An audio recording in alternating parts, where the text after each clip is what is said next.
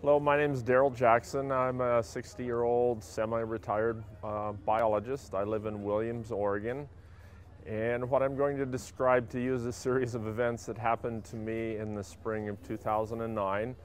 The Josephine County Road Department has a policy of applying herbicides throughout the rest of the county. And the residents of Williams for the last 24 years have been keeping the spray out of the community of Williams. We expanded that area to include the entire watershed of Williams Creek in 2009.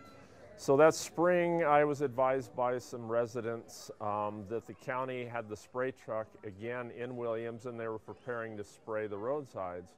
So I immediately went to that location with myself and a couple of friends and advised the county that this was in violation of their agreement with us and they couldn't do that.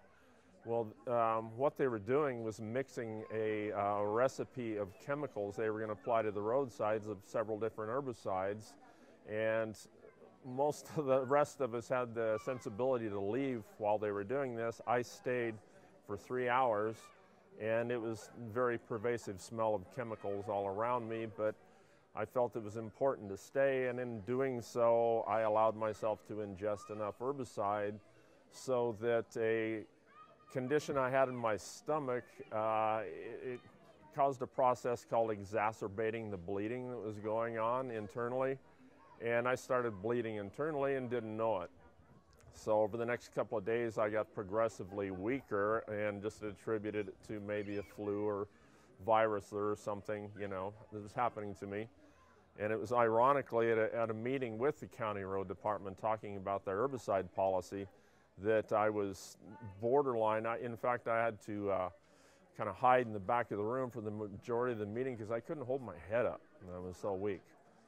So I left that meeting with the county where we were talking about their spray policy, and I demanded that they expand to the entire watershed.